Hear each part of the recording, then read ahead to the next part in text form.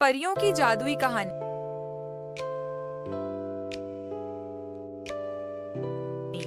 बहुत समय पहले बादलों से भी ऊपर एक अद्भुत जगह थी, परीलोक। वहाँ फूलों से मधुर संगीत निकलता था और परियों के पंख इंद्रधनुष जैसे चमकते थे। उस परीलोक की सबसे छोटी और प्यारी परी थी नायरा। उसका दिल बहुत कोमल था और उसे हमेशा धरती पर जाने की इच्छा रहती थी। पारी रानी ने नायरा को बोली, नायरा, याद रखना, धरती सुंदर है, पर वहाँ अंधकार और बुराई भी है। बिना इजाजत मत जाना। लेकिन एक रात नायरा ने देखा, धरती पर एक छोटी बच्ची रो रही थी। उसका खिलौना नदी में बह गया था। अरे बेचारी, रो क्यों रही है? चलो मदद कर दूं।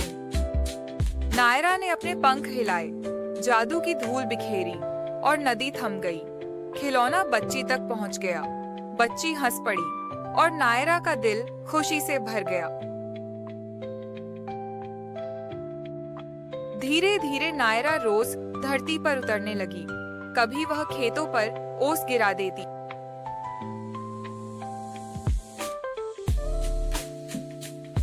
कभी बीमार बच्चों के सपनों में फूल और खुशबू भर देती।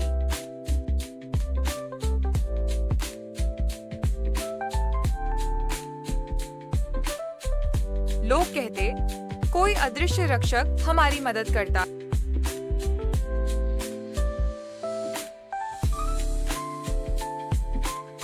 है। लेकिन यह सब देख रही थी अंधेरी छाया की दुष्ट परी व्योमिका।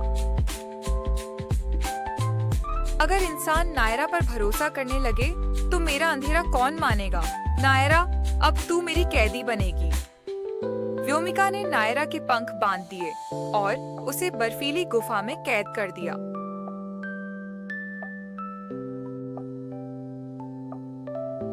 आसमान के तारे मध्यम हो गए, धरती पर उदासी छा गई। लेकिन जिन लोगों की नायरा ने मदद की थी, वे सब मिलकर प्रार्थना करने लगे। उनकी सच्ची दुआएं आसमान तक पहुंची। सभी परियों ने मिलकर व्योमिका से युद्ध किया। प्रकाश और अंधकार का भयंकर टकराव हुआ। इंसानों की दुआओं और परियों की शक्ति से नायरा की बेड़ियां टूट गईं। उसके पंख पहले से भी ज्यादा चमकने लगे। नायरा बोली, व्योमिका, तेरे अंधेरे का अंत यहीं होगा। और नायरा ने अपनी रोशनी से व्योमिका का अंधेरा मिटा दिया। व्योमिका चीख उठी और धुएं में बदलकर गायब हो गई।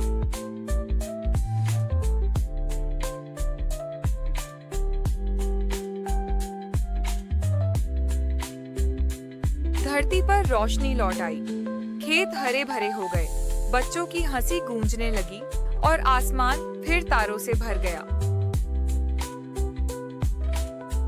परी रानी ने नायरा से कहा, नायरा, तुम्हारा दिल सबसे पवित्र है।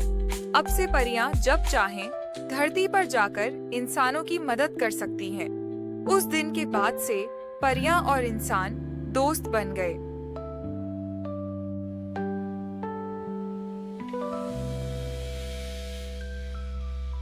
कहा जाता है, जब अचानक कोई मुश्किल आसान हो जाए या मन का बोझ हल्का हो जाए, तो समझ लेना कोई न कोई परी अपनी जादू की धूल बिखेर गई।